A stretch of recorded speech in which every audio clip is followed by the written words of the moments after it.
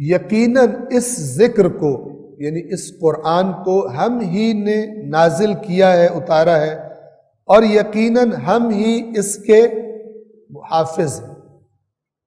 انتہائی شدت کے ساتھ یہ تاکید ہے، اور یہاں پہ میں آپ کی خدمت میں عرض کرنا چاہوں، بہت سارے لوگ جن کو یعنی علماء بھی کہا جاتا ہے، وہ بعض وجوہات کی وجہ سے تحریف قرآن کی انہوں نے بات کی۔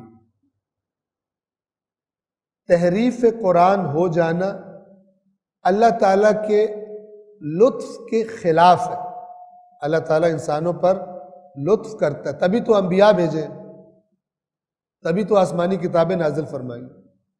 آپ دیکھیں کہ قرآن کریم سے پہلے والی کتابیں اگر تحریف ہو جائیں تو اتنا بڑا مسئلہ اس لیے نہیں ہے کہ پھر نبی نے آنا ہے، ابھی نبوت ختم نہیں ہوئی، اگلا نبی آئے گا، اپنے ساتھ اللہ کا کلام لائے گا، یا اس پر کتاب نازل ہوگی، یا وہ نبی جو پچھلی کتاب تھی اس میں تحریف کر دی گئی تھی، اس تحریف کو صحیح کر کے لوگوں کو بتائے گا، اللہ کا نبی ہوگا، اصلاح کی گنجائش ہے۔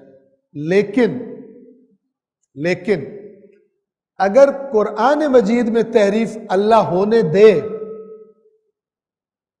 تو پھر اللہ تعالیٰ نے گویا کہ باب ہدایت بند کر دیا، چونکہ جس میں تحریف ہو گئی پھر آپ جہاں بھی انگلی رکھو آپ کہو گے ہو سکتا ہے یہی تحریف ہوئی ہو۔ اگر کوئی چیز اضافہ ہو، آپ کے جس پہ ہاتھ رکھو گے آپ کہیں گے ہو سکتا ہے یہی اضافہ ہوئی ہو، کسی اور نے ڈالی ہو، اور آپ کو اپنے مطلب کی بات نہیں مل رہی، آپ کے کم کر دیا گیا قرآن، آپ کو اپنے فرقے اپنے مسلک کے مطلب کی بات نہیں ملتی، آپ اس کی طرف مائل ہو جاتے ہو کہ قرآن میں جو ہے تحریف ہوئی ہے۔ ٹھیک ہے، ایک یہ بات ہوگی۔ اگر قرآن مجید میں تحریف ہو تو وہ سارے فرامین باطل قرار پائیں گے جس میں ائمہ اہل بیت علیہ الصلوۃ والسلام نے ہمیں حکم دیا ہے کہ ہماری روایات کو قرآن کے سامنے پیش کیے بغیر قبول مت کرنا۔ ہماری روایات یعنی جو ہم سے منسوب ہو کے تم تک پہنچتی ہیں، چاہے کتابوں میں لکھی ہیں چاہے بتانے والے تمہیں بتاتے ہیں، خبردار کہ ان کو قبول مت کرنا جب تک یہ نہ دیکھ لو کہ قرآن کے مخالف تو نہیں ہے۔ اگر قرآن کی مخالف ہو تو قبول نہ کرنا۔ اب اگر ہم کہیں قرآن میں تحریف ہو گئی ہے تو یہ بھی ختم۔ کیا مطلب؟ یعنی اللہ تبارک و تعالیٰ نے قرآن کو تحریف ہونے دیا، یہ دروازہ بند، اور ائمہ نے کہا تھا کہ جو معیار بتایا تھا اس پر پرکھ لینا، وہ بھی ختم۔ اور حضرت ابلیس اب کھل کے کھیل، جو دل ہے تیرا گھڑ کے بول، اب کوئی راستہ نہیں رہ گیا حق اور باطل کو الگ کرنے۔ لہذا تحریف قرآن کا نظریہ ایک بدترین خطا ہے جس کے بعض بڑے بڑے لوگ شکار ہوئے، چونکہ اس کے بارے میں حدیثیں بہت زیادہ آ گئی تھی۔ خوب ابلیس نے کام کرنا تھا ائمہ کے نام پہ گھڑ کے حدیثیں جو تحریف قرآن کے بارے میں ہو، آپ خود کر۔ وہی امام کے فرما رہا ہے، وہی امام فرما رہے ہیں کہ اس قرآن کو پڑھو، اس قرآن پر تدبر کرو، اتنی زیادہ احادیث ہے قرآن کے بارے میں تاکید۔ ٹھیک ہے، اور وہی امام فرما رہے ہیں کہ ہمارے فرامین، ہم سے منسوب فرامین بھی اس قرآن پہ پرکھنا، اور اس کے بعد کہہ رہے ہیں یہ قرآن تمہارے پاس صحیح موجود ہی نہیں ہے، تحریف ہو گیا ہے۔ انا للہ و انا الیہ راجعون۔ عقلی طور پر کمزور لوگ تھے، نافہم لوگ تھے جو تحریف قرآن کے قائل ہوئے، بہت بدترین تشویش کا شکار کیا ہے امت کو ایسے لوگوں نے، چاہے اپنے آپ کو عالم کہتے ہو اور چاہے لوگ بھی انہیں عالم سمجھتے ہو، ان کی ہر چیز پہ شک کرنا چاہیے، جن کو اتنا خیال نہیں آیا کہ قرآن کی تحریف کا مطلب کیا ہے۔ قرآن کی تحریف کا مطلب ہے کہ اللہ کا لطف ناقص ہے بندوں پر، کچھ نہیں چھوڑا اس نے۔ اگر کوئی حق تلاش کرنے کے لیے آئے تو، کیونکہ احادیث میں بھی صحیح غلط موجود ہے، کوئی جگہ تو ہو جس پر پرکھا جا سکے۔ اللہ نے شدید اس آیت کے اندر تاکیدیں ہی تاکیدیں کہ بے شک ہم نے قرآن نازل کیا ہے، اور بے شک ہم ہی اس کی حفاظت کرنے والے. پھر آپ کہتے ہیں قرآن میں تحریف ہو گئی، اور پھر آپ کہتے ہیں ہم عالم ہیں. توجہ فرما رہے ہیں؟ اس لیے کیونکہ بڑی زیادہ حدیثیں آئی ہیں. سبحان اللہ، 1,00,000 حدیث بھی آئے قرآن سے ٹکراتی ہو باطل ہو جائے گی. ائمہ نے سکھایا یہ. آپ ائمہ کے فرمان کے بھی خلاف چلتے. وہ لوگ بھی جو کہتے ہیں قرآن کا متن مبہم ہے، قرآن کا متن مبہم ہے، ہم نہیں سمجھ سکتے، ایک ایک لفظ کے پتہ نہیں کتنے کتنے معنی ہوتے ہیں. احمق کو تم جو کہتے ہو کہ قرآن سمجھ نہیں آتا. اگر قرآن سمجھنا ہوتا تو ائمہ کیوں کہتے لوگوں سے کہ ہمارے سے منسوب فرامین قرآن پہ پرکھنا، جس کتاب کے ایک ایک لفظ کے 30 معنی ہو، اور وہ اتنی کنفیوژن کریٹ کرنے والی کتاب ہو، انسان کی فکر کو منتشر کر دینے والی کتاب ہو. اس کے بارے میں ائمہ فرمائیں گے کہ اس کتاب پر پرکھنا فرامین کو جو سمجھ ہی نہیں آتی.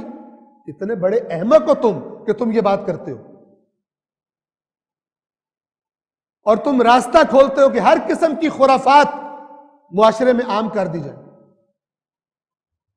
اسی قسم کی بیہودہ باتیں سبب ہے کہ آج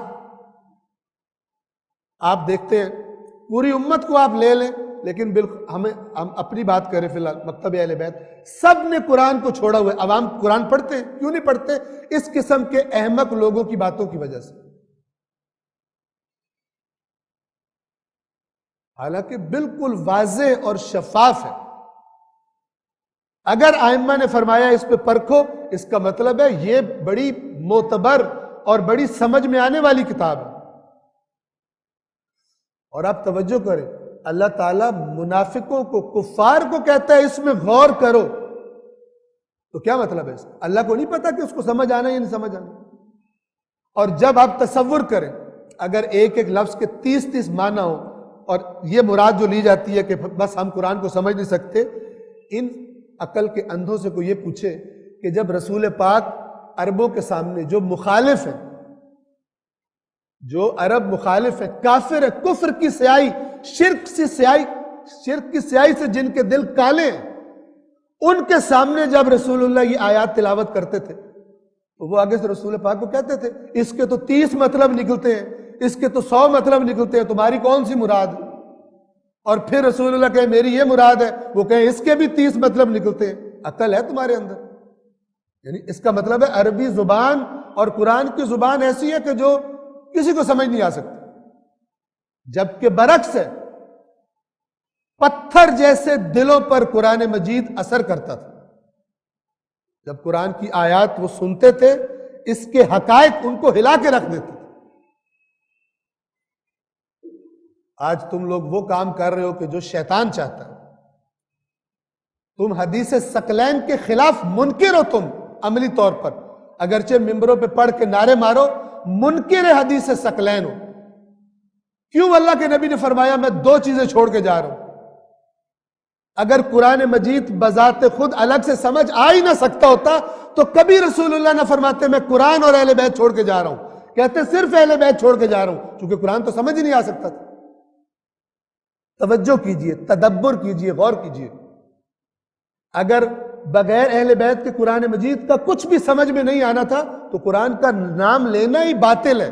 کہتے میں صرف اہل بیت چھوڑ کے جا رہا ہوں، تمہیں قرآن سمجھ میں نہیں آنا. یہ بعض لوگوں نے جب ان کی اپنی بعض خواہشات نہیں نکلی، قرآن میں سے آرزویں نہیں نکلی، انہوں نے قرآن کو ہی باطل کر دیا. توجہ فرما رہے ہیں؟ لہذا تحریف قرآن کا نظریہ بدترین خنجر ہے کہ جو بعض لوگوں نے دین اسلام کی اور مکتب اہل بیت کی بالخصوص پشت میں گھونپا ہے، تاکہ ہر قسم کے خرافات، غلو، جو کچھ پھیلانا ہے پھیلا دو، کیونکہ قرآن مجید سے تو یہ رجوع کر نہیں سکتے، دروازہ بند کر دیا گیا جہاں سے اصلاح ہونی تھی. لہذا ہر شخص پر لازم ہے کہ وہ اہتمام کرے اللہ کی کتاب کا پڑھنے کا، اور کسی ملامت کرنے والے کی ملامت کی پرواہ نہ کرے، کسی کی یہ بےہودہ لغویات کی پرواہ نہ کرے. اللہ پر اعتماد کرے، اللہ کے رسول پر اعتماد کرے، اپنے ائمہ پر اعتماد کرے جنہوں نے قرآن کی طرف کہا ہے کہ سب کچھ اس پہ پرکھا جائے۔ صلوات پڑھیے محمد و آل محمد۔